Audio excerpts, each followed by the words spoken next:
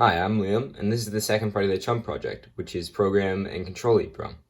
In front of me you can see my current CHUMP build, and a lot has changed since the last video. So firstly, as you can see, there's these two 7-segment displays here, and what they do is they output the current contents of the line being executed in program memory. The program EEPROM is located right here on the right, and the control EEPROM is right here on the left. This bar graph here shows the control codes on the control EEPROM.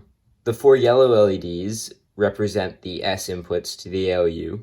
The 2 red LEDs, which are the ones to the immediate right of the S LEDs, represent the carry and M inputs to the ALU. And the orange LED, which looks a lot like red, is the accumulator locking control line. Finally, the green LED is the address register read-write line. This third EEPROM right here is used to decode 7-segment display control codes. Right now, as you can see, the 7-segment displays are simply counting up, and that's because the code that I have in the program EEPROM simply counts up. However, using the slide switch, I can go to the next page, where if I flip that, we go to my code. So here we are at my code, and this is the first line. So the first line of my code is 05 or load 5, which is correct. Now let's go through the whole thing and confirm that it's right.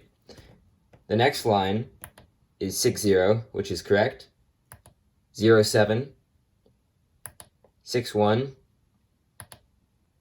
80, 10, 81, 51, AA, CD, 0, 62, C0, 1, 62, and C1. So there we can see that the program EEPROM has my correct code loaded into it. We could also see that as I changed the line of code, we could see that the control EEPROM outputted different numbers, which are the different control lines in CHUMP.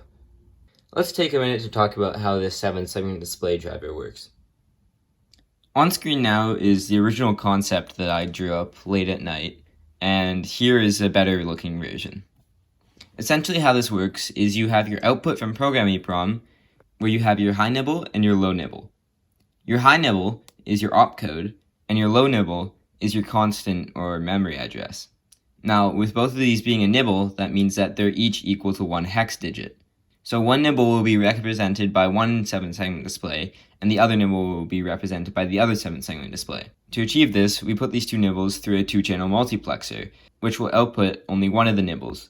The select pin in the multiplexer is controlled by this 555, which for half the time allows the high nibble through, and for half the time allows the low nibble through. The nibble that comes out of the mux is then sent into decoder EEPROM, which is my third EEPROM chip. This decoder EEPROM outputs the 7-segment display codes to the 7-segment displays. Note that it outputs to both 7-segment displays all the time. However, only one of these 7-segment displays is allowed to turn on at once. You can see that the 555 also goes into 2 transistors that ground the 7-segment displays. However, these 2 transistors have opposite phase, which means that only one will be on at once. For example, when the 555 is outputting a high, then only the left transistor will allow current to go to ground. And when the 555 is outputting a low, then only the right 7-segment display will be on. Now let's talk a little bit about control codes. So, on screen is the list of control codes that we need in our CHUMP. While all of these are mandatory, they don't all require a control line out of the 8-bit EEPROM.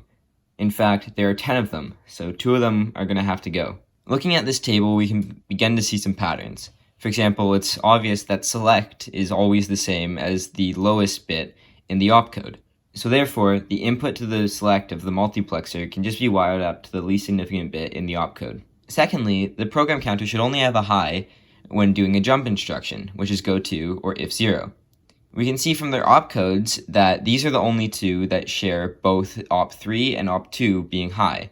Therefore, we can AND op3 and op2, and this will act as our control code for the program counter. This has already cut it down to 8 control codes, so we could already fit these on one EEPROM. However, if you wanted to implement your own instructions and needed a control code for that, you would have to cut out another one. It turns out that we can actually do this. If you look at the carry control code, you'll see that most of the time we don't actually care what its value is. We'll also see that it just so happens that when we want the carry to be high, S0 is high, and when we want the carry to be low, S0 is low. Because we don't care what carry is at other times, we can simply wire it to S0 and it will be a 1 when we want it and a 0 when we want it, and when we don't care what it is, then it doesn't matter. So therefore, we only have 7 control bits that we still need. On screen now are those final 7. You can see that I have included carry just for consistency with everyone else's control codes. But as mentioned, if you need it for your own instruction, you could remove the carry control code and add your own. So with that, that's the end of this project. Thanks.